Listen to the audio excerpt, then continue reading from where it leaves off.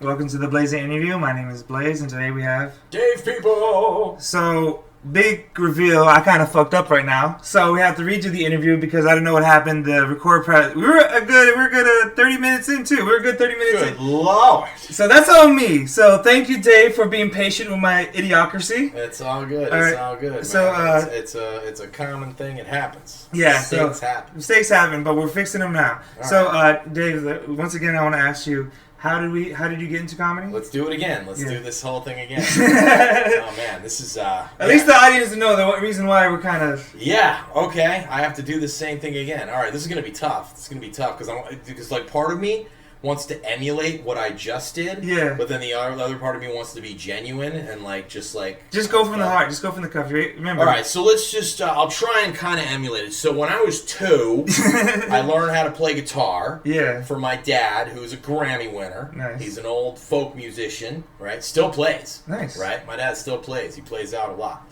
So he got me into music very early, and when I was around 13, I got into Metallica, so I started getting into music, and I was like, okay, I'm kind of into the metal thing, and so I started learning how to play Metallica songs on my guitar. Fast forward to about 23, I was trying to figure my life out. I had dropped out of school, and I was like, I didn't know what I was doing, I was just kind of lost. And I started singing in my car, and I was like, oh, wait a minute, I could be a musician. And so I picked up the guitar, I started playing. Got into a band called Catatonic that we just talked about. Yeah, I want to make sure not to miss anything. No, it's not good. We got a lot of time. Yeah, so got into a band called Catatonic. That was awesome, but then my voice took crap, as I just told you.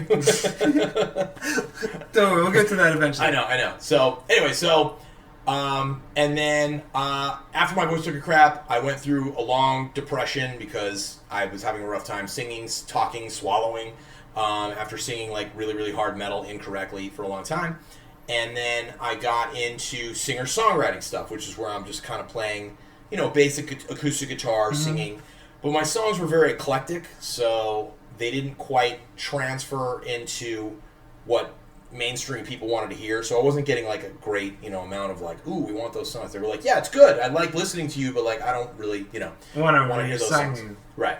So anyway, so I got into another band that kind of fizzled out after actually a few years I was in that band. It was fun while it lasted, and one of the guys, the guitar player of that band, is actually one of my best friends now, which is really, really cool. And then basically, I went to this thing called the Creativity Jam, which was run by a woman named Suzanne Wong. And Suzanne Wong, if you Google her, she is passed now. She got cancer, beat it, and then got cancer again, and it took her. But she ran this thing called the Creativity Jam, which was a bunch of people from poets, writers, actors, singers. There were actually some A-listers that would show up this thing. It was pretty serious. And so I played like some quirky songs, and a couple people saw me.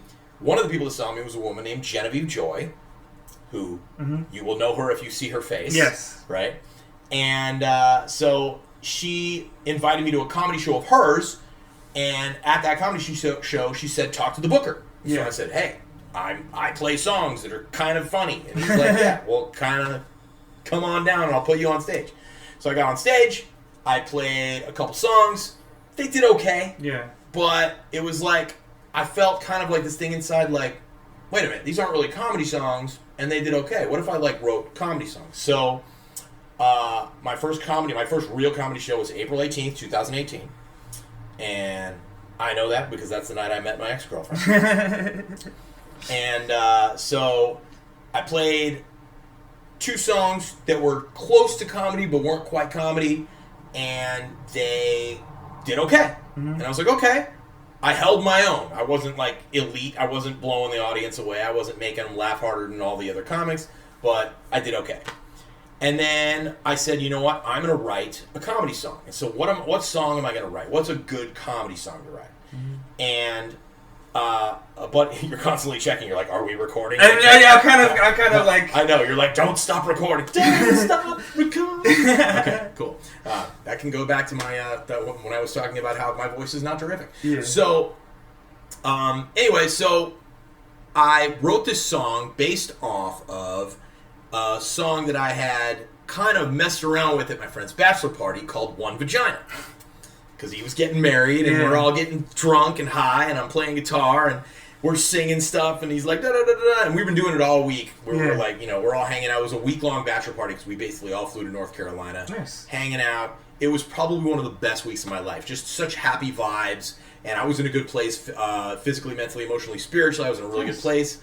So I started singing, you want vagina for the rest of your life. And all the people are cracking up. The girls were there too. Nice. It was like this whole big meld of people. And so they've been hammering me, dude, you got to write the One Vagina song. And I'm like, oh, dude, I do. So I wrote it. I played it at the Federal Bar, which is now called the Knitting Factory. Okay. Well, there's my boob on but there's still a new Federal Bar here in North Hollywood. It's the same thing. The bottom is the Federal Bar, and then the top is Federal Bar. But they also call it the Knitting Factory at times. I never heard of that. Yeah, it's kind of I don't know. I don't exactly know what it is. It's kind of like sometimes it's the Federal Bar, sometimes it's the Knitting Factory, based on the night or the event. I never heard it called the Knitting Factory. So it's a new thing. Anyway, it was the Federal Bar where I played it, the upstairs room. And I played that room, and I played One Vagina, and Suzanne Wong was there. I have it on tape. I have her laughing her butt off in the back, thank God, because she was probably helping the other people laugh. But I remember as I'm playing it, and you can see it in the video, I start getting like, oh, I've not experienced this before. I've not experienced playing a song where the whole crowd is like laughing so hard that I'm getting thrown. So I was like, okay, this is new. This is definitely new. But obviously, once I got off the stage, I got a lot of praise. I got a lot of, oh my God, you're funny. Oh wow, you were my favorite. All that stuff. And I was like, okay. Okay, I found something. This is what I love music. I love performing. I hate working. Now, obviously, anything you do is work. You gotta work, right? Yeah. But and this job has, God, there's stuff I cannot stand about comedy. Why? What don't you like about comedy? You see, now we're getting into some different stuff. Well, that's the point. Cool? It's we'll get back to everything. All right, cool. Then we don't need to. Who knows? So here's some things I hate about comedy. One, promoting. I do not like promoting. I have this natural gut when I have to tell people, hey, would you mind coming to my show and coming to watch me comedy, do the support me thing? And I just can't stand. So you don't like bringers? I don't like asking people to come see me. Yeah. It's not necessarily a healthy thing. It's a little bit of an issue, but that's something that I have a rough time with. I cannot stand recording, and we touched on that a little bit earlier, but I don't like recording music. Once I record, recording music is work, obviously, but there's some people who really enjoy that process. I cannot stand that process. Yes. It's just like nails on a blackboard. Tedious. Yes, and I'm constantly running from it, and I'm such a perfectionist, and I was just telling a friend today, anything that is a creative endeavor where there are decisions to be made throughout the process is just so much harder than like bricklaying, for example. Yeah. You just you spackle, you put a brick. You spackle, you put a brick. But like if someone gave you a plan and told you to build like a simple wall, you'd be like, oh, okay, here's the plan. I spackle, I put the brick, right? But if someone said, I want you to build a brick wall and do what you want with it. So now all these decisions, right? For example, I cut a video today that had a ton of different pieces of footage that I could have put anywhere in the video. And so organizing that and doing that, I'm not a fan. You're not an editor. No. You're just a performer. Just show up and rock out. If that was all I had to do, it would be glorious. It would be glorious. If all I had to do was get on a stage, make people laugh with my guitar, get off the stage, get paid. Yeah. Oh, but I don't care who you are, Is there certain venues you don't like performing at? Or that you don't because of certain reasons, or... Like, for me, the one venue, I love the venue, but I hate the owner, is the Chateau. Okay. Because of Felix and the way he treats, comics, the way he treats his staff. It's one of those things, it's kind of like, oh, you shouldn't talk about it like that. But, like, it's those things, like, the way he treats the talent, the way he treats, like, entertainers. It's just, I feel like it's very disrespectful. He's doing worse for us. I hear so many stories. I'll tell you a couple stories. I have a friend of mine who said that she was coming off the stage and she had maybe run a little bit more time than she was supposed to, and he shoved her. Okay. Okay, so I heard that. Yeah. I have my own personal story with this. Now, I'm not going to say that any of what happened. I'm just recanting what was told to me. Yeah. Okay. When I first met Felix, he's a musical comic. So I said, dude, you got a cable coming out of the wall. Plus, the chateau is literally 2 steps away from my house. Yeah. So I went into the back with Felix, and he showed me his amplifier. His little orange. He has a little orange amp. Yeah. And I was like, I was expecting something a little different because I was asking him, like, how do you, do it, like, out in the thing? And so we kind of got along. I was like, cool. And then I went and I played an open mic, and I played medium dick. Yeah. I don't know if they even know what that is. Did we? Yeah, not yet. Oh, we haven't even gotten there. Yeah, I know. It's hard for me to discern what we didn't record. So anyway, I played your favorite My favorite song is Medium Dick. Okay, and it was funny because we were in the back, and the whole purpose of going to do this open mic on 4 o'clock on a Sunday, which is like his audition thing, was for him to see me and book me. Yeah. Right. He didn't see it. He was out of the room, and so when we were all in the front little lobby there, one of the girls was like, "Oh, I loved your song, Medium Dick," and he walks by and he goes, "Medium Dick. I would have loved to have heard that." Right? So, fast forward, I get a show at the Chateau. Irina, the girl who books it, oh yes, she saw me, she booked me. I did a show there. Felix saw it, and cool. I did very well. I'm sitting in the side room, the back room, right? And Irina comes over to me and she's like, "Felix doesn't want you at our club." I'm like, "Why?" He's like, he doesn't want you because you're a musical comic and you're really good. And I'm like, what? I'm like, you're messing with me. So I was like, okay. And so then another booker, she was like, "Hey, I want to book you at the Chateau, but you're blacklisted from that place." I'm like, "I am?" What? Yeah. Apparently he doesn't like your musical comedy, like you're really good or something. Yeah. Like, what? So you're getting shamed for being good. Okay. Yeah, I don't know. I was like, That's kind of bullshit. Like, he doesn't want someone to upstage him? I don't know if that's the case. I'm not really sure. Maybe, but I was like, okay. I played there a couple times. In fact, the last time I played there, I sucked. I played some new songs and they didn't go over well at all. I got this song, it's so dirty, and the audience wasn't having it. Yeah. It's called "Have You Ever Stuck Your Dick in a Bun Loaded with Ketchup and Mustard?" I once stuck my dick in a hot dog bun that was loaded with ketchup and mustard. And then I said, "Hey pretty girl, do you like condiments? And do you like carbs?" It was so bad. It was so bad. And like the audience was like, half of them were like, and the other half were like, oh, they weren't, and that song might kill somewhere. I haven't played it since. I'm like, yeah. No, I did play it again, and it sucked again. And like, you're laughing, so I know there's something in that song, but you gotta, dude, it's one of those things. You can't pull out a song about putting ketchup and mustard on your dick in a hot dog bun in just any crowd when you got like old people who are there like, "Oh, I love comedy. Yeah, I watched that Nate Bargatze and Jim Jaffigan guy. Yeah. They're great." No. It's not gonna work. Oh shit. So anyways, that did not work. So I was hoping like maybe Felix saw that and he'll let me play here. He'll like that. He'll like that I suck. You like that I suck. Yeah, I don't know. So anyway, I don't know. I've heard a lot of stories, but it's a great club. I love the Chateau. It looks beautiful. I wish I could play it. Yeah, it's a great club. I really love the place. This goes back to what I was saying the last time we recorded when I fucked up about like you being a musical comedy and how like I guess that this is a good point where like it kind of stifled part of your career because you couldn't because people don't want the musical comedy or like the ism that you were saying earlier.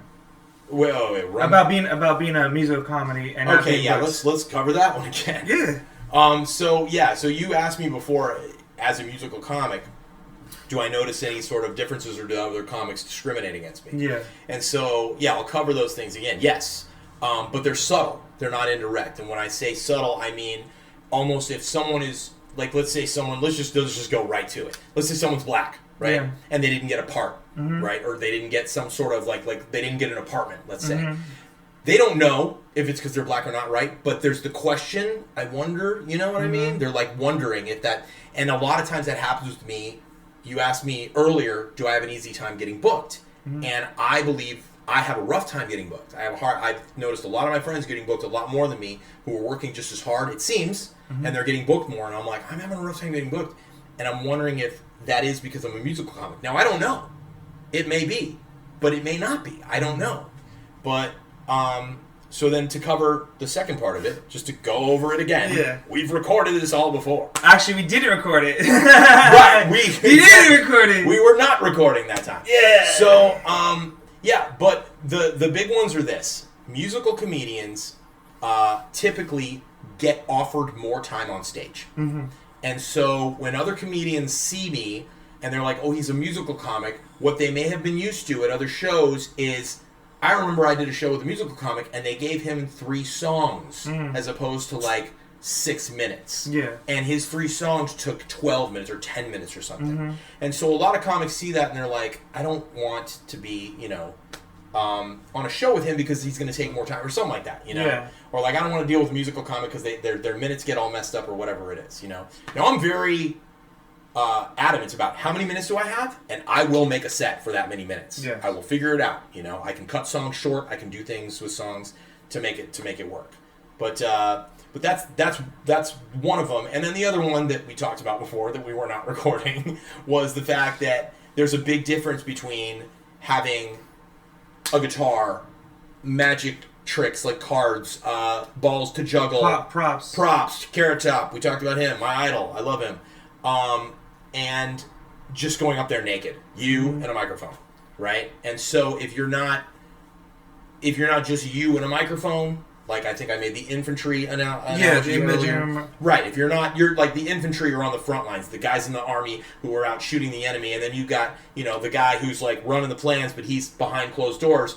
Like, yeah, I'm still on the army, but you're not one of us, right? And so I may get, not from everyone, but maybe from some people, when they see me with a guitar, they're like, you're not one of us. You're not doing what we do. You're not getting up there naked, nothing to fall back on. Yeah. And so, I don't think it's that, common or prominent, but I think there is an element to that for sure. Yeah, because like I said before, and like I always say, it's like you're one of my favorite entertainers. You're one of my favorite sets. That ego that you always feed. I'm here to help you feed it. Thank you. I appreciate it. And like you said earlier, like Medium Dick is my favorite song that you've made awesome. so far. Awesome. So far, I don't know. You may have something brewing that I never heard because I asked you earlier, like how many songs you have, and you don't. Do you have like a rough number or guesstimate of how many? Okay, so let's talk about. You want comedy songs or songs? How about comedy songs and then songs all together? I would say songs. I have 100. That's a really good. A little more than 100. Yeah. Nice.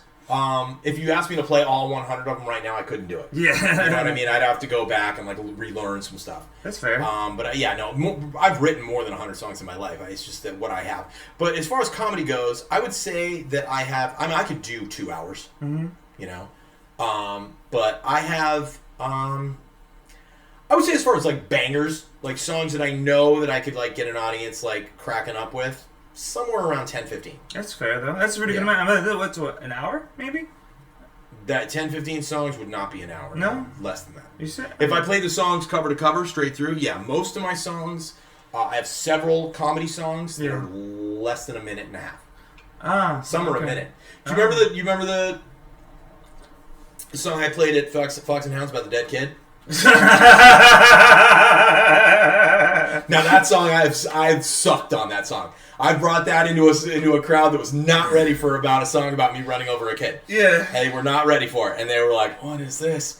But interestingly, I put that video on TikTok, and it probably got hit like 100,000 likes. That's good. Yeah, I got 1 million something views. So so that video, that actual performance, nice. I threw up. But anyway, going back to it, that's a minute-long song. Yeah. So I have a few songs that are a minute. Medium Dick's 2.5. Okay, that's fair. But with all of the work that I do with it, I can extend that out to like 4 or 5 hours. Crowd work and stuff. Crowd work is what makes that song. Yes. Because after I'm done singing Medium, so I start Medium Dick out, right, by asking the crowd if they've ever heard Big Dick Energy, right? Mm-hmm. And so it kind of primes it. And then I end the song with the entire crowd singing it. Yes. Right? I get the whole crowd singing Medium Dick, right? And so that's always fun. And then after that, I start pegging people in the audience about their penis size. So I'm just like, hey, bro, and I'm hitting up their wives and stuff, and I'm asking them, and there's crowd work in that. And that can get old for a second, but there's a lot of, there's some good time that goes with that, and that's kind of essential, Mm-hmm. I even have jokes after it. Have you ever heard my joke where I say I got this new song brewing where my penis communicates with the dead? I don't think I remember hearing that one. It's called Dick Medium. It's so bad, right? But it's that like corny, like... Yeah, I like corny jokes. Yeah, too. it's fun. It's fun. Yeah. Like, when you were coming up and you were thinking about like writing your musical comedy, like how did that format come arise? Like, who do you look for inspiration? Like, what was the kind of like, for lack of a better word, like that northern star? Like, what was the kind of you? I mean, I didn't grow up with a lot of. I wouldn't say I had a ton of inspiration, but there are musicians that I kind of admired. Mm-hmm. I mean, of course, like the comedy songs that I heard, Adam Sandler had some great stuff. Yeah. I wasn't really big on his mainstream stuff. Like the Hanukkah song was okay, but he had this song called "Piece of Shit Car," which is just brilliant. It is just so good. But he has a bunch of stuff. He's great. Tenacious D, of course. Not like a huge fan of them. Like people are like, they're fun. Tenacious D, and I'm just like, yeah, I like them. It's more. You know what I think it is? People like Jack Black more than they like Tenacious D's music. I don't know, man. I think because they're fun, but I think I like Jack Black as a person more than I like his music. All right. Which is no knock against him or his music. He's pretty great artist. Yeah, but it's just like because I love him so much, I give his music more of an opportunity. Right. And we were just talking about like Lil Dicky. Him being a comedy rapper. When he first came out, he was actually going to be a comic and made he started rapping to like promote his comedy. Okay. And then he's doing so well rapping, he was like, "Fuck it, I'll just be a rapper." Oh, nice. Yeah. And then I was talking with Chris Keen, and he was like, "Oh yeah, that's another one, and like comedy music." And then we were talking about the Eminem Marshall Mathers album, Right Over Your Shoulder. Okay. And he's like, "That's kind of a comedy album as well, because like Eminem through the whole like." The whole album is just like pretty much just like, yo, I'm rapping about this shit, and this shit. Like y'all blowing this shit out of proportion, and it's kind of like him like just making jokes about how like everyone's getting pissed off at him for like, oh, I committed 3 felonies by making a song. Oh, I mean, he's got it all. Mm-hmm. Eminem's but he's like he gets serious. I mean, one of the things that I really appreciate about Eminem was the song about mushrooms, where at the end of the song. He's like freaking out outside the door. Uh-huh. Dude, that was amazing. I was like, dude, this is art, Yeah. I like stuff like that. Yeah. So, but no, I mean, Eminem's, he's a freaking genius. Mm-hmm. But there's definitely some comedic stuff going on in there. Yeah. Mm-hmm. So, what were we talking about? About like comedy and music. And how like they fuse together. How they fuse? Yeah. Well, they can. I mean, there's music, there's comedy, and then there's comedy music. And like how because it is a very like niche, and like the purist. Like, I know a lot of comics who are pure comics, and they say, like, oh, to do comedy, you have to do it this way. And they feel like people like you, like Carrot Top, like Jeff Dunham, they kind of like, in their views, are like lesser comics. Right. Do you feel like, you talked about this, do you feel like a lot of comics, besides like the bookers, do you feel like other comics like don't like seeing you up there besides taking the stage time? I don't think so. No, I think people enjoy it, I don't know. It's tough. Here's the deal. Dude, this is the deal, and I'm guilty of this just as much as anyone else. Mm-hmm. All right, there are a lot of comics that see me up there, and they see me do well. Yes, that alone, right? I don't like seeing people do well when it comes to not necessarily going up there and making you laugh. If you go up there and crush it, that's awesome. There's not a bit of envy. Mm-hmm. But if I'm scrolling Instagram and I see someone doing some big gigs. Mm-hmm. And I'm not doing the big gigs, I get envious. I mean, we all are. I'm envious of some people. I mean, I've talked to this. It's about like suppressing that own ego and that own like. There's some comics you see and like that motherfucker's doing that gig. Yeah. Like who the fuck dicks he's sucking to get on that dick? Yeah. You know what I mean? Like it's kind of like the things like we all have our like own biases and own opinions, and it's just sometimes people be in the right place at the right time, knowing the right person. Right. Yeah. And that's the hard part, especially here in LA. What was it? Mike Sasson was talking. One of the great things about being in LA is that he is one of the few cities in the world where like you're a pointing distance from being that guy. Like if you have to be in the same room as someone making decisions for you to be that guy. Okay. Like, in Los Angeles, you can walk into any bar, any club here, and there's going to be some promoter or someone like that. Right, yeah. And that's the guy I want. Like, we were talking about with Catatonic earlier about, like, you were at a gig, and then, who was it? The Interscope. Interscope walked in, and you were like, oh, shit. Why didn't you tell me? Well, the president, Tony Ferguson, was there. And he was like, Tony Ferguson is here. Yeah, and they were like, so they were like, play a song. So, I was like, all right, let's play a song. But you didn't know. We'd already finished our set. Yeah, but you didn't know you were going up, right? What? You didn't know he was there when you got up, right? No, we were like, apparently the guitar player, I was still on stage talking to people. I was like, it was this place called the Opium Den that wasn't, it's not even there anymore. And I'll never forget that gig. There are so many things that happened to that gig. It sounds like it. Oh, dude, that gig was a crazy gig. I also got invited to a party at like a Playboy mansion. Not a Playboy mansion, but like some Playboy party. Okay. The guy running the door was like, yeah, you guys are cool, man. Why don't you come to this play? It was this party. I'm like, yeah, we'll go to a party. Yeah, that sounds cool. So we all got invited to a party. That was a weird party. We were all kind of sitting in a corner like,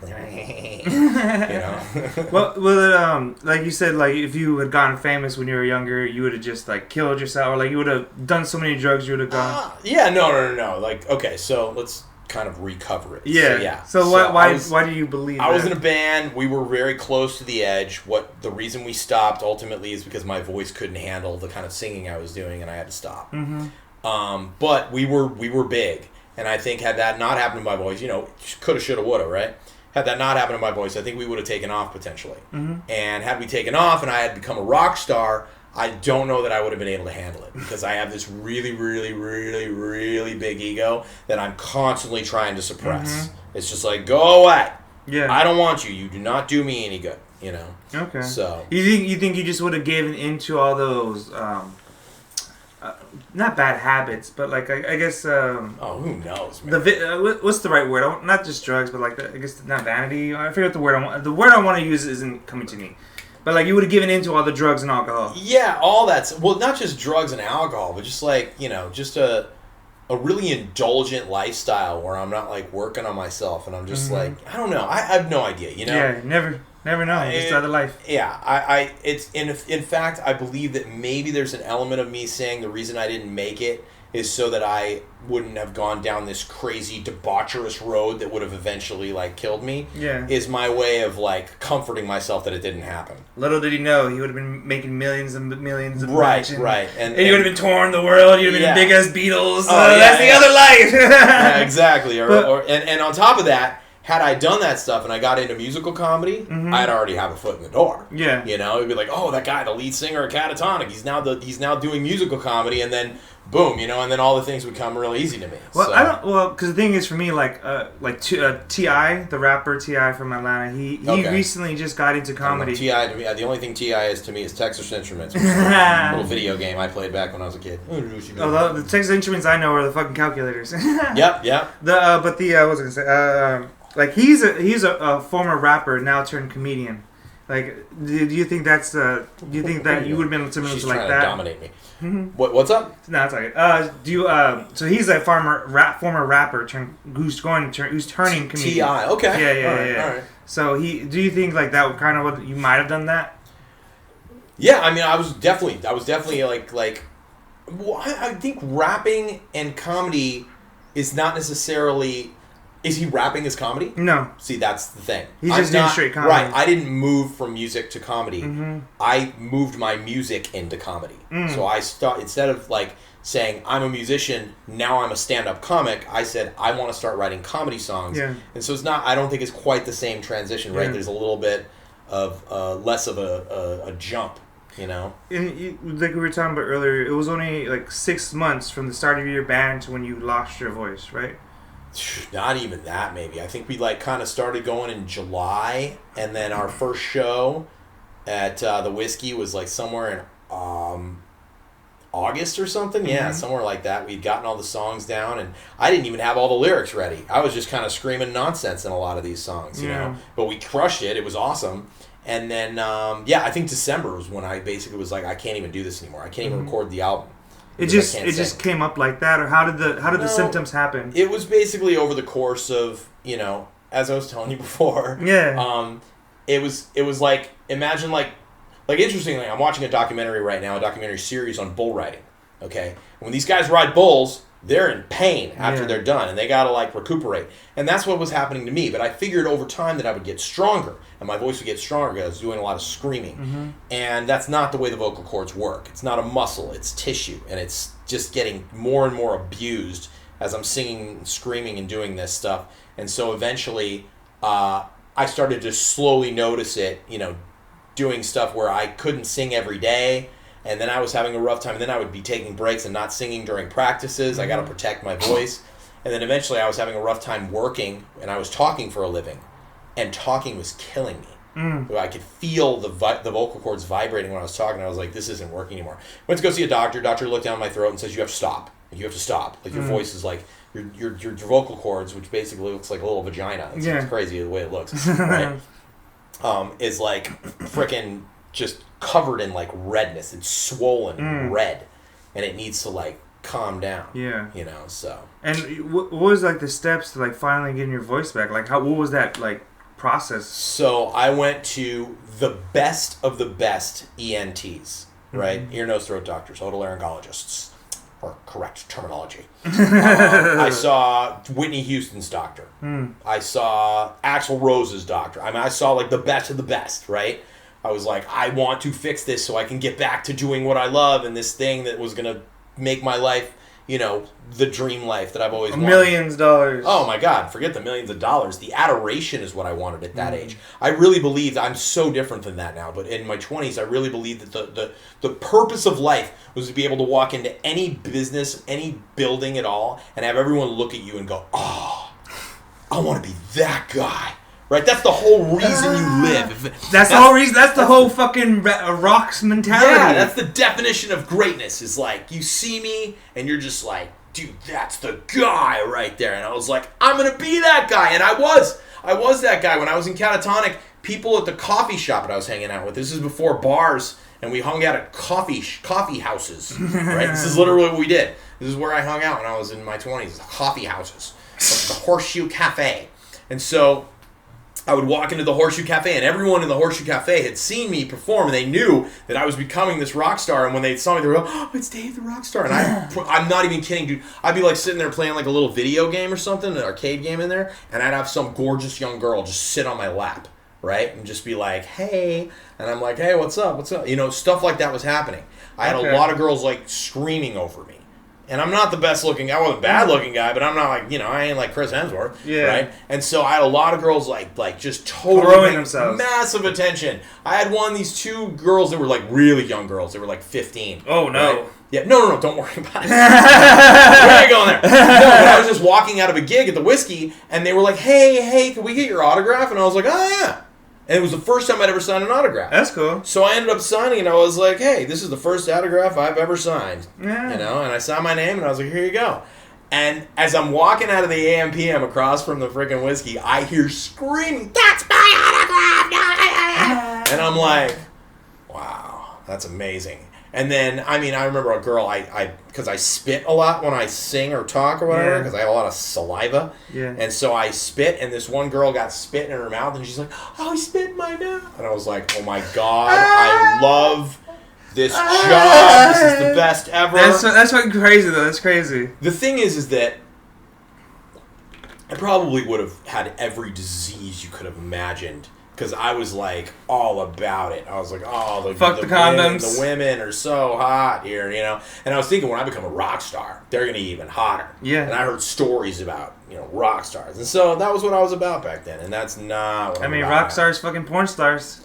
Yeah. I don't know. The truth is in the whole time I did it, I never had sex with any one girl from that band, like as a result of the reward system from being in a band. I never once had sex with a woman. With a groupie. I actually dated a girl, but we never did it. After that, she saw me after it all happened. She was like, "Hey, I was always kind of interested in you." I was like, "Oh yeah, you were always kind of cute. Let's go." Okay. Okay. But we never ended up, doing the deed. We went out for a cup of coffee at a coffee house. Oh no, we dated like 3 or 4 times. Okay. And I think it was weird. I think the time she wanted to do it, I was so clueless. I went over her house and she was like dancing around to music and like really like acting sexual. And you're like, oh, I'm tired. Let's go to bed. I was like, does she want to have sex? Yeah. Well, it is what it is. I mean, I've had that more than enough times where I've like left a situation and I was like, wait a minute, that girl wanted to have sex with me. I've been there. Been there in my young 20s. I think we all have. I think we've all been in that place where we're like, oh my god. I could have got laid. It's like, you've been thinking about it like 3 years later and you're like, the fuck? Yeah. You sit on the couch, you're like, I could have been laid that night. Yeah. No, believe me. 3 years. Like, yeah. Oh, there have been a couple. There was one that was just so... Oh, Nadia. She was so gorgeous. First off, her name's Nadia? Nadia. First off, any girl named Nadia, it's a naughty girl. Oh, forget about it. Oh, yeah. She was like... Oh, she was gorgeous. And she, like, came over to my house, and we were studying, like, acting and stuff. And then, you know, we had to kiss in this scene. It was an acting class. And when I went to kiss her... She went after it, and I didn't even have a clue. And then we hung out that night, and she came over to my house and spent the night on my couch while I was in my bed. And then she left and everything, and I was like, oh, cool, it's been so fun. I was like, God dang, what I would do to be with this woman. I would love it. Yeah. Clueless. And then her friends, a couple friends of hers, I was talking to them, and they're like, yeah, she was so upset. I was like, upset about what? That you guys didn't hook up. I'm like, she wanted to hook up? She's like, oh my God, she came over to your house, Dave. And I'm like, yeah, I thought she was just like coming over to be a friend. Like, no, she wanted to hook up. I'm like, she did. She was so hot. What was I doing? You know, and it all ties back to, I don't know if we got this part on tape, but like this weird inherent belief of mine, if you want to get into the psychology of me, where I just had no thoughts that I was worthy of certain things. Yeah. And so a beautiful woman like her, the fact that I had this inherent belief that I wasn't worthy of her basically shut off any signal that she might be interested in. Yeah. Do you feel that was not a consequence, but a development that happened because of the vocal cord? Like, you were kind of getting too big, that it kind of just, like, was... Oh, no, dude. No, that stuff happened from, like, birth, bruh. Yeah, dude. My parents were splitting up when I was born, and it messed me up. And there were so many things that happened as a child that messed me up. So, yeah, I got some traumas, bro. I got the traumas. I feel that. So, yeah, no, the unworthiness was way before that. Okay. So, but they certainly fed into that thing. Into that. Of course, right? You all have traumas. Yeah. You got some traumas. She has them, too. Oh, she got some traumas. Because she was raised by my father for a minute. What? So she was raised by my father. You've heard my I have not. Oh, I have an orange chicken joke about her. So there's a true story about my father. When I was me and my brother were about 5-6 years old. We were kids, right? Yeah. He drives me and my brother down to Skid Row. He drops us off in the car and says, "If y'all fuck up, I'm gonna leave you here again." We're like, again? Drives off. He tells us, you know what he taught us? He taught us, if you fuck up, you ain't going to be living in the house. This is where you're going to be living. Oh, my God. So I was trying to figure out, like, you know, my father, he's a smart man, not a good man. He used psychological warfare against children. You know what I mean? He didn't beat us that much, but he used psychological warfare. Well, would you argue, and I know this is my podcast, not yours, but we're chatting. Yeah. Would you argue that there was an element of his parenting that was beneficial to you? In a way, it kind of did help. It did toughen me up. Now I don't. I'm not saying it was right, but yeah. Yeah, it happened. It taught me, like, because my parents came from so little, and they showed me, like, I've gone to Mexico, my father's house. Like, he had no roof over his head. Still has no roof. Wow. It's like a lot of them, they don't have windows because they can't afford the glass. Right. The houses are literally just built out of cinder blocks. That's all they're built out of. That's crazy, man. So it's like this. There's no paved road, just all dirt, and it was like. He kind of instilled this sense of me as like, you know, no matter what, you can always end up here. Like, it's not that far off. You know what I mean? This is where you can come from here, but it doesn't mean you can't go back there. Yeah. And so it's like learning a lot about like what do you really care about? What do you really value? And like with her, like I had to figure out how to use psychological warfare to like properly train her. Okay. So I figured it out after a while. I took her to the China shop, or China walk. Okay. I picked her up and I made her stare at the orange chicken. I say, you fuck up, I'm gonna leave you here again. That's horrible. Hey man, the Chinese food smells good. Is good when it still smells like dogs and cats. Oh my God, dude. That's one of my favorite new jokes. I ain't gonna lie. But no, it's funny because like growing up, you know, I would always spend half my summers in Mexico. Okay. And then my parents, they have a truck body business. So we what body? Truck body. So we built and manufacture work trucks, lift gates, van bodies. We do all this stuff. Like, as a kid, like as soon as I was 5 years old, I was outside in the shop just working. Right. There ain't no such thing as child labor laws. Right. This is put your ass to work law. Yeah, put your ass to work law. So like, like 10 years old, I was using power tools. I learned how to drive on a forklift. Okay. So it's like they taught me a lot about hard work, and they taught me what I don't want to do in life. Okay. Like your father, he put a guitar in your hand, so it kind of instilled that, like, put that into you. Like, were you and your father close growing up with music, or did you guys connect with music, or is that like later on in life that you connected with over it? Yes and no. Because you say he's a very successful Grammy-winning. I wouldn't say very successful. He's a Grammy winner, but that doesn't mean he's very successful. Basically, the Beatles did to his genre of music what Nirvana did to heavy metal in the early 90s. It dropped like a ton of bricks, and all of a sudden metal was just like a thing that was in the past. So kind of with American folk music, he was like the big thing, and then the Beatles kind of came out, and then the 60s kind of came out, and he was just like, his music was done. And that's kind of how it went. And so he had to start selling cars for a living. So yeah, and since then, he's got some credits, but he's been, he's a working man. My dad's a working man. He's not like he's not making tons of money off music. He's not like, because there's something like we were talking about earlier about like a studio guitarist. Like, no. He's definitely not a studio guitarist. He's closer to me. He's an eclectic songwriter. He writes songs that like... You're closer to him. Right, yeah. That's absolutely correct. Yeah, no, he's a songwriter, and he and I write... In fact, I'm clearly his son, because I write very, very similarly to him, even though he doesn't. He has funny songs. He has songs that are quirky and weird, and, he instilled... as I was talking about, I think in the non-recorded part, he instilled in me that that music was a certain way, and I was telling you how I'm really big on Shakespeare and meter and flow, and I don't like the trend where musicians don't put the emphasis on the correct syllables, or things don't flow correctly, or they don't necessarily I don't mind not rhyming, as I said before, but they have to flow. The lyrics really have to flow.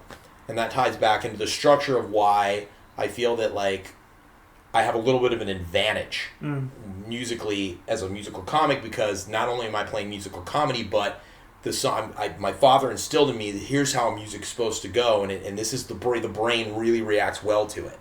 And so, anyway, getting back to that, Bohemian Rhapsody, we would listen to every day on the way to school. And that, I still consider the best rock song ever written. And so, but you talk about a quirky band. Queen was quirky. And they were artists. They did not write typical songs. Bicycle. Have you ever heard Bicycle? Yes. Bicycle. I want to ride. So it's this operatic song. And then there's this part where it's like, ding, ding, ding. Ding, ding, ding. Ding, ding, ding, ding, ding, ding, ding, ding. And they actually emulate what it sounds like, a bunch of bikes running in your right. It's brilliant. I loved bands so my dad and I found common ground in Queen, but a lot of the stuff he listened to, like his music, folk music, I never got into. I was never into folk music. Yeah, we were talking about earlier, like before you got into comedy, I asked if you thought about going into folk music, and you're like, no. Or country. Country music, no. I don't mind old country, but like the new schools country, the poppy country, I'm just not a big fan. Yeah, like I like Taylor Swift's old country music. She just came out with a new folk album. I forget what it's I forget what it's called. I think it's called Mirrors. I don't know. I haven't honestly. I'm in love with the old Taylor Swift, the new Taylor Swift, and kind of like after she came out. I'm not sure if you follow her, but I'm 48 years old. You are what, 20? 30. You're 30. Yeah. So you're in the generation that would know all of Taylor Swift's stuff. I have no idea. Yeah. And you could play me 9 songs, and I couldn't tell you if it's Taylor Swift or not. Fair Unless enough. it's that song Bad Blood, because I remember I was in a mall and someone said, this is Taylor Swift with Bad Blood. And I was like, oh, this is that Taylor Swift one I keep hearing about. And I heard the song Bad Blood, and I said, that was terrible. Fair enough. That's fair. That is fair. Like, a whole Reputation album, like, you probably don't even know. But, like, for me, like, there's my cutoff point with her is her Reputation album. Like before that, I love it. After that, it's kind of like kind of shaky for me. But the folk song is. But the folk for her, I actually haven't even gone to her. Dude, you gotta listen to it. The reason why is kind of like a Taylor fan. It is. I am. I'm just stuck in her old albums, and it's kind of like at the point where it's like, do I want to continue to listen to something and hopefully it's good or not? Because she's playing she's going through 2.5-3 hours by herself on stage.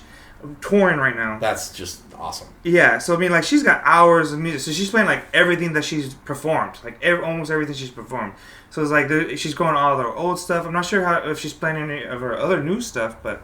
Okay. I know she's... When you're going for fucking 3 hours, you can play a goddamn lot of songs. Yeah. It's a lot of songs, dude. like with you, we were talking about, like, I thought, oh, you got an hour. And it was like, no, I got like 30 minutes. No, but I could do a lot of time. Yeah. But, as I was saying before, I don't know how much of this was... I'm starting to, like, now... It's blending. Yeah, it's blending. I'm not really sure. But, and I'll say it again if it was said already. All of my songs most of my songs have stories involved or crowd work involved that I can kind of up the time. We were talking about Medium Dick. Yes. There's the intro to it. There are jokes after it. There's crowd work after it. I'm constantly, hitting people up for their dick size. Yeah. Hitting women up for their husband's dick size. That's just it's fun. And it's what great. about like when it comes to writing for your comedy and writing for like music? What is the biggest difference you find in like the writing, like the mindset? Is it the same mindset or is it a different kind of thought process when it was like writing for a comedy genre? I honestly think writing for comedy is easier. And why is that? Maybe because I have a knack for it, and I didn't know that. But songwriting before, I was always kind of like thinking of a cool concept, and then it would kind of move into this, and I didn't really know where I was going with it.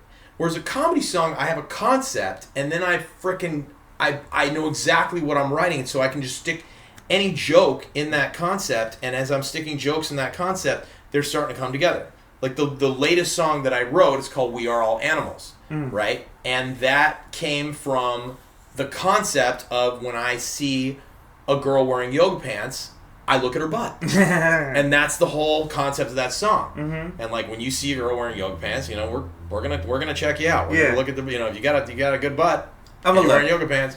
We're gonna look. I got in trouble with that in my freshman year of college. Oh, really? Because this lady got mad. It was funny. So me and my homeboy were walking to class, right? And this beautiful young woman, she just walks right by me, and I literally just stop and I stare at her and boom, just watch her go right by. Right. And this older black lady's like, oh, that's disgusting. Why do you do that? This and that. I was like, hey, don't be upset because no one looks at you the way that I look at her. Oh, wow. That was nice of you. I'm an asshole. Like, I did get in a fight with a wheelchair kid. The wheelchair kid came to me and promoted the fight. So what happened was, me and my friend... Wait, before we get started here, are you saying you got in a fight with a person in a wheelchair? No, not in a fight. Okay. But, like, he came up trying to look for sympathy. Okay. And it was kind of like, okay, cool. Are you done yet? Bye. Like, yeah, well, there's nothing wrong with that. I mean, look, if you're in a wheelchair, if you're not, you're a human being. Yeah, no. But as much, no more or no less respect than anyone else. Yeah, because he came up to us. Like, me and my friend were having a conversation. We're in line to watch the midnight premiere of one of the Fast and the Furious movies. Okay. So it was like within the last decade. All right. So we're in line. Yeah. So we're all the way in the front, right? And we're just bullshit. And we're like, all right, whose dad beat them worse? And he's like, oh, my dad used to beat me with the bout. He's like, oh, my dad hit me with a bat. And then he's like, my dad hit me with a racket. He's like, my dad hit me with a motorcycle. I said, my dad hit me with a truck. And then the wheelchair kid comes up and he's like, oh, you got hit by a truck? What happened? Did you break any bones or anything? And I was like, no, it was pretty okay. I had a minor concussion, a few bruises and scratches, but I was okay. It's like, oh, wow. 2 days before my 3rd birthday, I was playing in the street and someone turned the corner fast and ran me over, and now I'm brain dead. And I was like, I didn't ask for you to come over. No, yeah, that's. I mean, but you got to. You know what the thing is though, when a person like that, you have to have compassion for a person like that. And you don't. It's okay. It's okay. I understand. Maybe you caught you in a moment. We were in a first off, when you're having a friend off and you're having a who got beat the worst moment. No, I get it. And then he wheelchairs up. It's annoying as hell when someone does that. But I mean, you gotta just be like, man, this poor person. I mean, this is literally like. I'm for equal rights. I'm not talking disabled or not. No, okay, put the wheelchair completely aside. Yeah. I'm talking about the person's personality. Yeah. This poor person needs attention so bad and needs validation so bad that he's rolling up and he's dying so badly to fit in with you. He wants to be part of this this thing. He's looking at that energy that you guys have, Yeah. and he wants it so bad. Ultimately, that's what people want. We want connection, right? So he sees this connection between you and your friends, and he's dying for it. And so he tries to get it in this awkward, socially, almost autistic way. And it doesn't work, obviously. And all it does is it annoys the crap out of you. Yeah. Because you're like, why are you here? I don't want you here. You're. But, you know, but also you kind of, when that situation happens, sometimes I'm annoyed like you. But a lot of times I'm like, okay, let me put myself in, like, not necessarily in his shoes because I'm not autistic, but I'm a horrible person. Well, actually, I wouldn't say he's autistic. I think it's more brain damage from the fact that he got hit by a car. Well, I have no comment. This is just getting worse and worse with every time. This is just getting worse, dude. Dave, come on. We're just digging. We're digging. All right. Oh my God. Yeah. Yeah, but yeah, it is what it is. Like one thing is like, if you catch me off on the wrong moment, I can be a bit of a savage. You're a human being. Yes. You don't say. Yeah, you have that human thing. Yeah, yeah. No, I'm sorry. Everyone can be caught, you know, at the wrong. Yeah, no, we're all, you know, we're all not perfect. No, and I hate, you know, you've seen it in comedy where people get quote unquote canceled, or people's like, oh, you shouldn't say that, or that's bad, that's offensive. You know? Right? Yeah. The audience, but has that through any of your songs? Has anyone like heckled you or like booed you because of that? It's like, oh, you shouldn't say that, or like carrying you. I don't care. Yeah. I don't care. I've done a ton of stuff on I've done like at my Mamba gig, you know, and we didn't talk about that right here. No. Anyway, so I host at this place called the Mamba in Huntington Beach. I've been hosting for a while now, and I've done it several times. Going back to have you ever done stand up? And the only time I really do stand up is when I host. But I have done tons of stuff on racism, sexism, trans. A lot of stuff that a lot of people would be like, whoa, dude, you gotta be. I don't care if you don't like it or not. And the reason I don't care is because I know in my heart that I am not a racist, I'm not a sexist, I'm not transphobic, none of those things, right? I believe that, you know, I have my beliefs, and I'm very set in them, and I'm very happy with who I am as around that stuff. And so I believe that because I have absolutely none of those things in my heart, I believe that we're absolutely 100% inherently equal. I don't care what color, creed, race, whatever you are, right? That I can make jokes about it. And I do make jokes about it. And if you're mad, I'm sorry that you're mad. But, dude, that sometimes you need to offend in order to wake people up in certain ways. Sometimes offense can be educational in a sense. And I don't mean offense as far as hurting someone. Like truly, intentionally hurting someone. That's different. Right? So, but sometimes being honest and is offensive. Being like saying what it needs to be said is offensive because it's true. Right. And but the thing is like there's I've heard it said that being brutally honest is brutal. And so you don't have to be brutally honest with someone even if it's offensive. Like, for example, if I say, you know, if I go up to someone and I go, hey, I'm just letting you know we were all talking about you and you're heinously ugly. And you walk away. You might be honest. They might be heinously freaking ugly. But that's a horrible thing to do to someone. And there's no good reason to do that, right? Yeah. Even though you're being honest. So it doesn't necessarily mean that every reason to be honest, you know, and sometimes you have to be dishonest with people. You know, if they ask you, hey, what did you think of my set? You know, but a good friend of mine always used to say when I was like, I don't want to lie, and he would always say the same thing. Anne Frank's not in the attic. Sometimes you have to lie. Sometimes life requires you to lie, right? And that's what Anne Frank's not in the attic, right? Yeah. That you're lying. You're being dishonest Yeah. for a very good reason, Yeah. right? So sometimes you have to lie. So either way, it doesn't necessarily mean that telling the truth, regardless, is a harmless act, right? What is it? She just wants attention. She just wants attention. All right. Well, but when it comes to being offensive, I've been offensive, and sometimes I have crossed the line. You know, and there's been times where you get off stage and like, shit, I shouldn't have said that, or dude, I told you about that. Yeah. So at an open mic, I did some stuff fully on racism. Yes. I'm a white, cisgendered, straight male. I am the hated being of 2023. Right? They don't like us. I am no longer. You take your privilege and you go here. Yeah. Right? I'm Jewish, so I have that. I have a little bit of, you know. Yeah, and I use that one. I say I'm chosen. Right? We're chosen. We are the chosen people. Yeah. I have jokes about chosen. Anyway.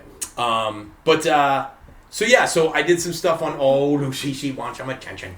So I did some stuff on race that was just not being taken well by the crowd. And there was one black person in there, so I felt that it was okay for me to... You don't want to do racist jokes with no black people in the crowd. You also don't want to do sexist jokes with no women in the crowd. That's not fair, right? You got to have at least, someone to offend. Exactly.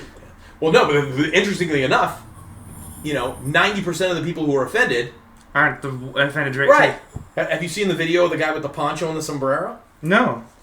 So there's this kind of viral-ish video of a dude. He's wearing a poncho and a sombrero, and he goes to college campuses, and he's white. Yeah. And he goes, "Do you find what I'm wearing offensive?" And everyone to the person is like, "Yes, this is offensive. You shouldn't be wearing that. That's not your culture."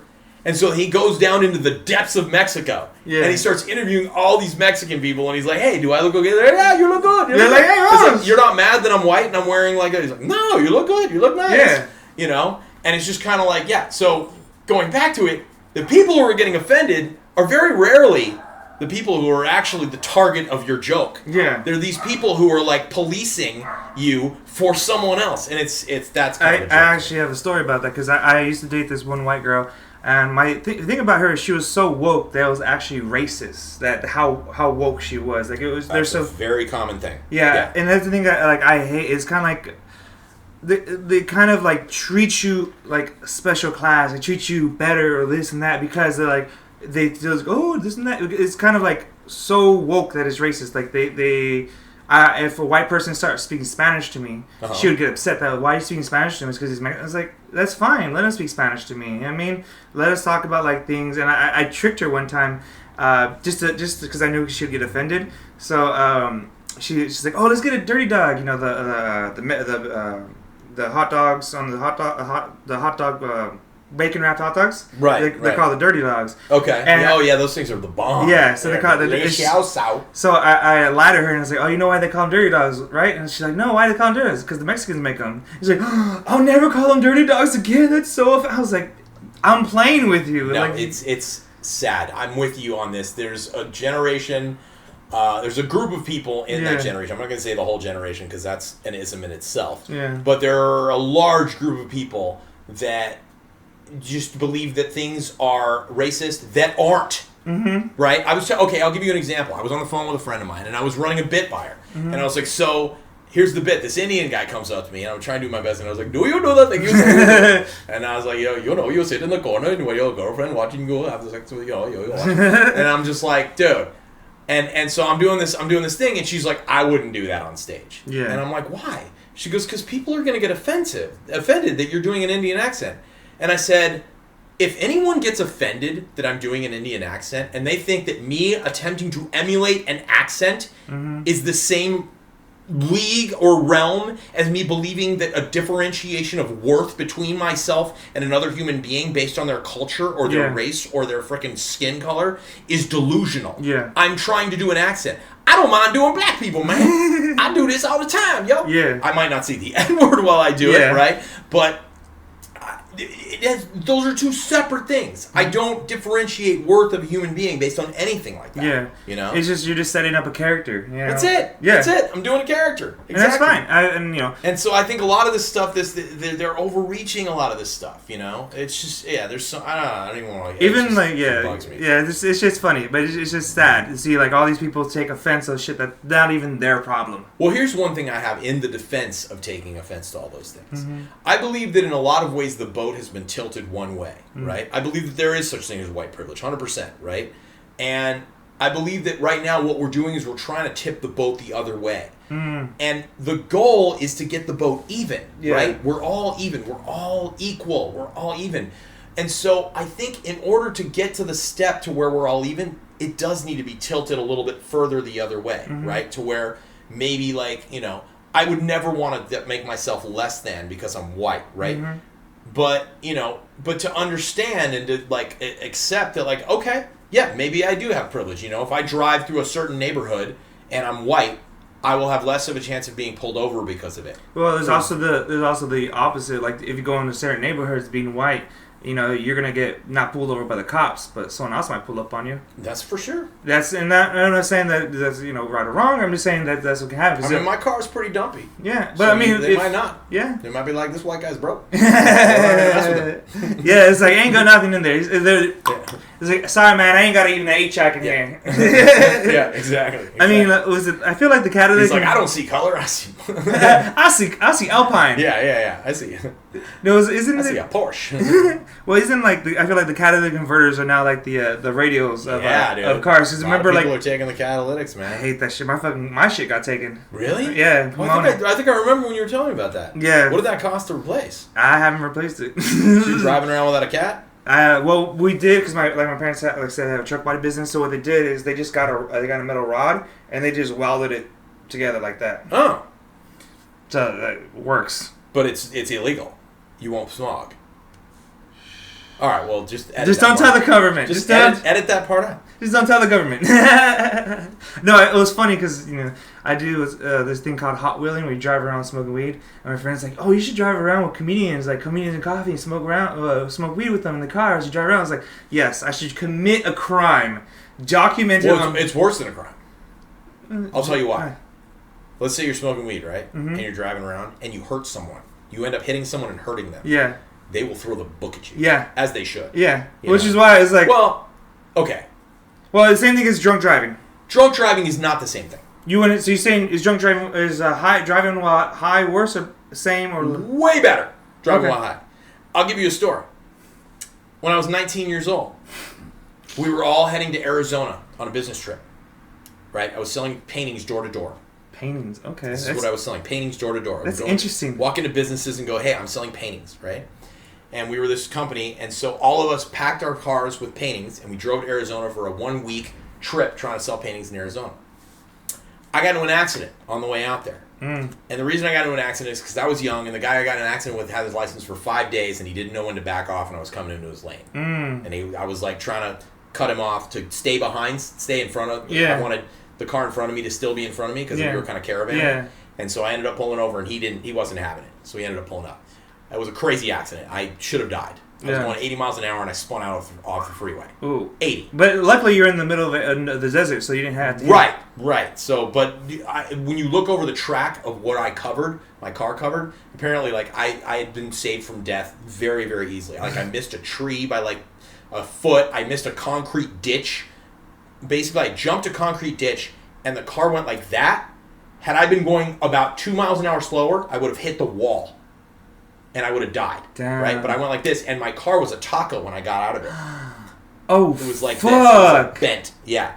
So, and I remember when my car finally stopped, I was laughing hysterically because I was convinced I was about to die. And the fact that my car was stopping and that I was fully alive with all my limbs, I was cracking up laughing. I was like, holy crap. Anyway, I get to the side of the road. I'm on the other side of the freeway now. Yeah. All the way way deep on the other side of the freeway. Right? Because I'd gone through the center divider and through 2 trucks, by the way. 2 semis. Fuck! Yes! Okay? What? But the guy behind me, Randy Colgan, I'll never forget this guy. He was Jeff Spicoli. He was Jeff Spicoli. You know who Jeff Spicoli is? No. Fast Times at Ridgemont High. Hey, bro! Oh, what's that? You know? Like one of those, like, surfers. You ever seen that viral video where the guy was like, Shapa! He was like, Shapa! I was like, pity. Just got so pity. Yeah. Okay? He was like that. He was like, yeah! Right? And so, I walk up to the side of the freeway, and there's cars pulled over. They had seen this accident. They were all pulled over. They'd seen this horrible accident. And I was like, I'm okay! I'm not even kidding. They all went like, what? They were convinced I was dead just like I was. So I ended up running across the freeway, and I saw my friend Randy. And my friend Randy hugged me. He was like, dude, I thought you were dead, bro. And I was like, so did I, dude. And then I remember I said, I'm so glad I'm not stoned right now because the cops are coming. And you know what he said to me? He goes, bro, if you were stoned, you would have never got in that accident. Huh. And I was like, holy crap, you were absolutely correct. Because you would have slowed down? I would have just I wouldn't have been so aggressive. I would have just been like, no, I'm not even going to try this. I'm just going to, like, chill. This guy goes past me, I'll get behind him, and then I'll go, you know. Yeah. So, interestingly, Ike Turner, who was Tina Turner's husband, got pulled over for going 8 miles an hour on the freeway. Because he was high as a kite. Right? So, yeah, I don't think high driving is nearly as dangerous as driving drunk. But if you're driving impaired and you end up hurting someone or killing someone worse, you're culpable. Yeah. You know? Yeah. If you end up accidentally killing someone on the road, okay, that's horrible, but, you know. But if you're high, you're a fucking devil. No, seriously. I mean, well, in the eyes of the law. Yeah. So I wouldn't do that. Yeah, I mean, it is what it is. You know what you could do? You could just Uber. You can't smoke in the Uber. What? Can't smoke in the Uber. You smoke and then you jump in.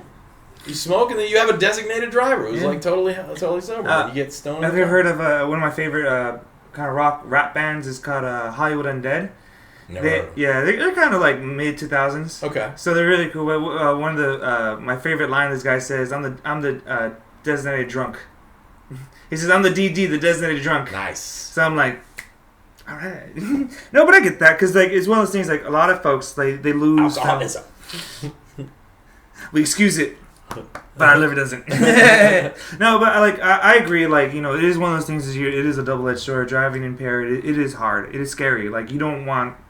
There's times when you have a few drinks and like, oh, I'm fine. And, I don't drive drunk. No. Never. Okay. I mean, I might have a two drinks, one drink. No, not even two. No. If I've got 2 drinks in my bloodstream, I will not drive. Really? I will wait an hour and 15, an hour and 20 to kill it. Wow. 100%. Yeah. Is this one? Is just because of past trauma or? And then some. Yeah, I'm paranoid. I have a friend of mine who was not barely over the limit,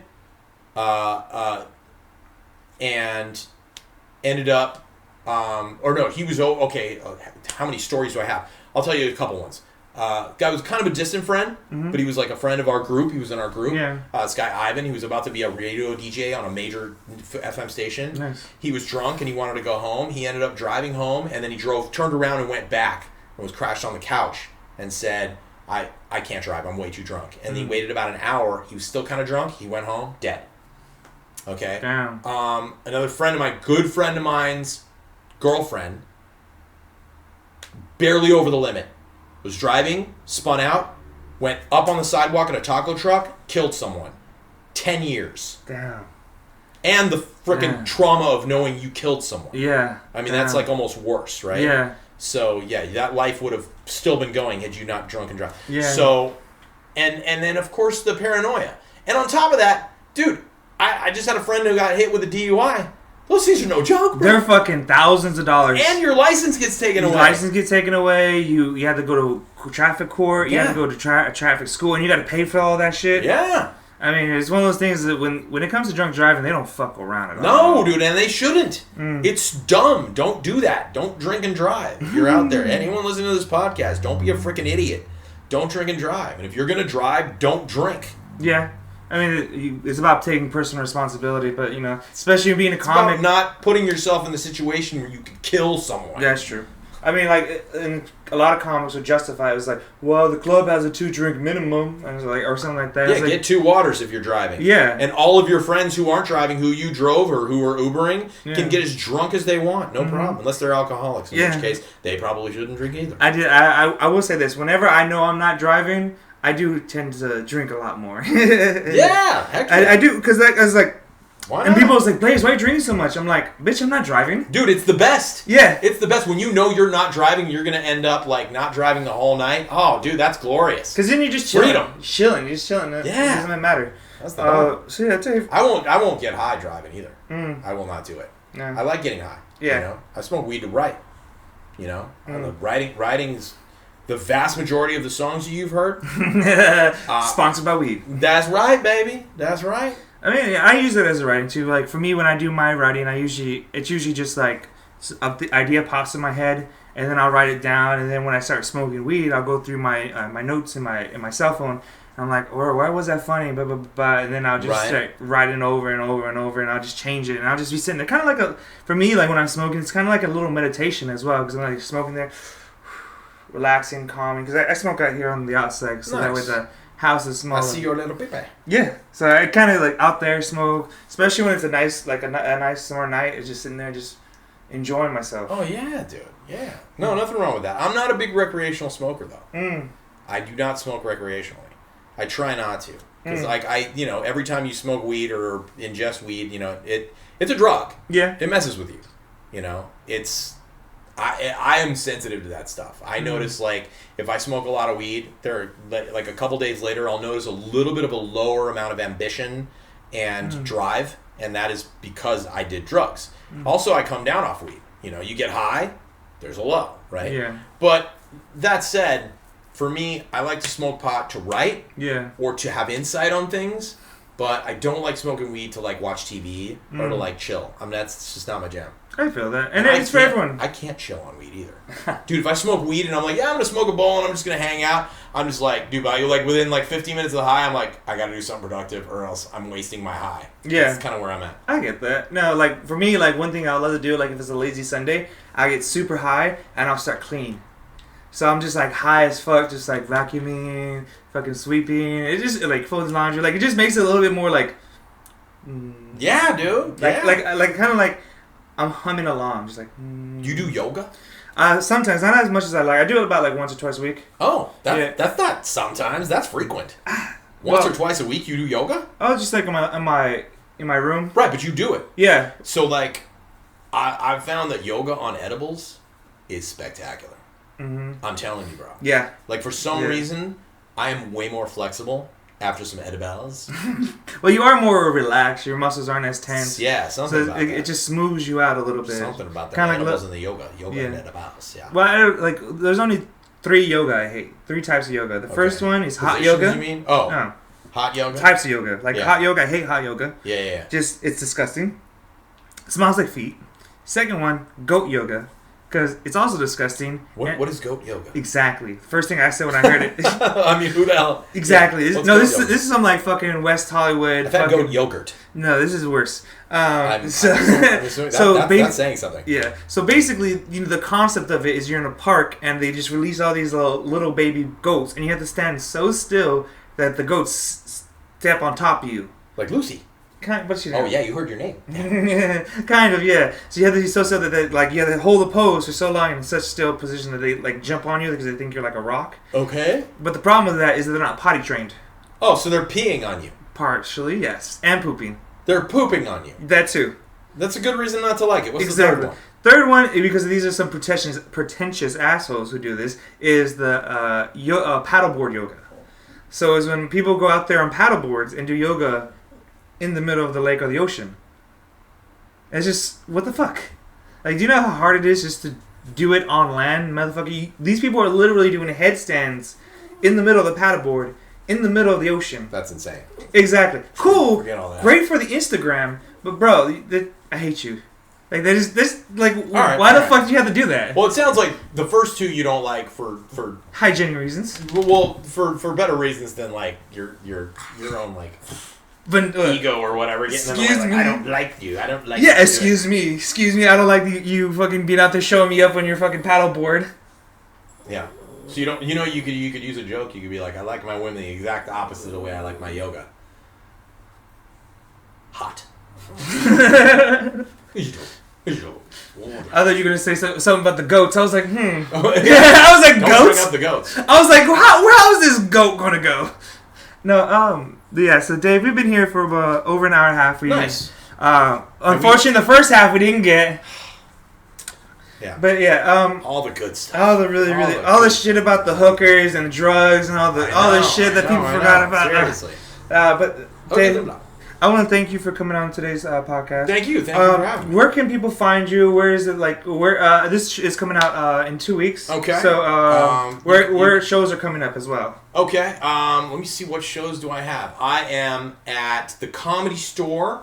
Nice. I know I have a June gig later this month, but I have not gotten the date on that one yet. I know that sounds weird. I have July 14th at the Comedy Store. Nice. I am also at July 20th at someplace in Long Beach. Where the heck is it? I don't know. Let's just go July 14th, Comedy Store. And you're always at the Mamba in Huntington Beach? Most Thursdays, I'm at the Mamba in Huntington Beach. Can they book just with you, or do they have to go through DJ? They can book with DJ K Oz.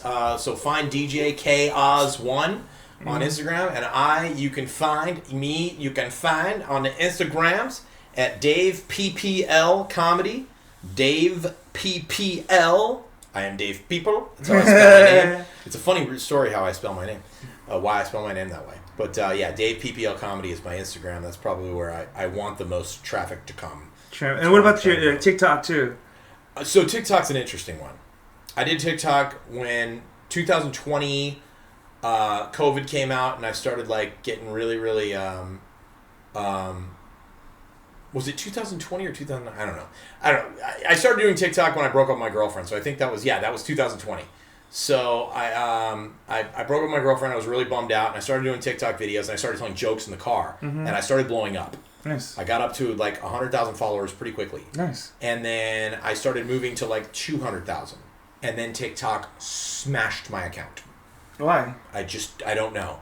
But all the videos I started putting out went from like 20,000 views, 30,000 views, 100,000 views, 1 million views, 300 views, 200 views, whoa, 400 views. That's fucking like Just, that's not even like that's like 1%. Yeah. Like you literally 99% of the traffic just went gone. It's just like So I put a couple things up on TikTok, and then sure enough, it wasn't necessarily because they smashed my account. Maybe because I got unfunny, or I wasn't in my niche. I wasn't telling jokes in the car as well, and I started doing other things. Who knows?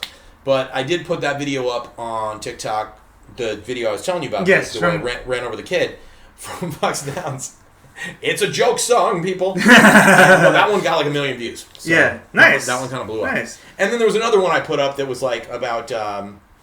It was something about the kid who died, the tattooed blonde kid who died. I can't remember. It was like a year ago. Blonde tattoo. Oh, Aaron Carter. Aaron Carter. Is that his name? Yeah. So there was something funny. It was a news story that was had a funny headline that I posted on TikTok. Didn't have my face on it, and it blew up. And so a lot of and a friend of mine who actually works with the TikTok corporate office. Oh, nice. Told me that there's like ways that TikTok polices certain accounts, and if there's certain things that might smash you. And one of the things that might have smashed my account, in their defense, I posted a video. It was a dirty joke, and it was mine. I wrote it, and it blew up. And then they killed the audio on it. And so I was like, that's weird. And so I didn't realize that they killed audio on dirty stuff, so I posted it again. And they were like, hey, we shut this off so you wouldn't post it. And then you posted it again, so they gave me like this warning. And so I think that might have been what kind of did it. I didn't know. Well, because there's this thing about like TikTok. There's like TikTok porn. What's that? Well, think of TikTok, but just porn. What? Yeah. Isn't that called OnlyFans? It's kind of like, how like there's all these dancing videos? Right. So there's like a trend where these girls are like, the lights on, lights off thing is like they'll dance and then like the beat hits and then their clothes are all off and they're dancing without their clothes and stuff. Or on TikTok? Yeah. Doesn't TikTok have software that can detect that there's boobs? I don't know. I'm sure they do. I bet that's been squelched. Because I've seen a lot of TikTok porn. Because there's a whole Reddit account on it too. Actual porn? Yeah. On. Yeah. Okay. That's what I've seen. I mean, I've seen a lot of provocative stuff, and believe me, I've been caught up in that where I'm like, ooh, this girl's doing something provocative. Let me see some other girls who are doing provocative There's things. like that silhouette challenge. I think I remember that one. Yeah, but it wasn't. They weren't naked. They were naked. Some of them were naked. Yeah. Oh, really? Okay. Yeah, but and then it was a huge controversy because if you just contrast the image and then you just brighten it up, you can see them still. You can see their naked bodies and stuff. Okay, well, whatever. I mean, if you say naked, there's plenty of naked bodies all over the internet. Honestly, it got to the point, like especially with OnlyFans, like so many people are posting photos of them naked, all their genitals out there. Like, does it even matter anymore? Like, 50 years ago, even 15 years ago, like, oh, this and that. Oh no, dude, it's horrible. I mean, honestly, I believe that like there's a lot of people that are like so happy about it, but yeah, I could talk about this for days. It's really toxic. It's really toxic. And that's social media, the internet. Actually, some people would say the internet is the most destructive thing that happened to humanity. It connected us, but also it also did beautiful things, right? Yeah, I mean, anything big, religion, government, internet, anything that's that big, it's going to have a lot of pros, a lot of cons, a lot of horrible things, a lot of great things. The dark web, I mean, yeah. Oh well, whatever, dude. I mean, there's horrible stuff, right? But the bottom line is like, I couldn't imagine finding your house without typing it into my phone. It's like the best thing in the world. It's like, this is navigation. That's just so great. So yeah, internet technology. There's so many great things. Finding information out. Yeah. Connecting with people. Connecting with people in other countries. Mm-hmm. I think it's done a world of good for third world countries. Yes. It moved them up into like getting some better quality of life for certain people.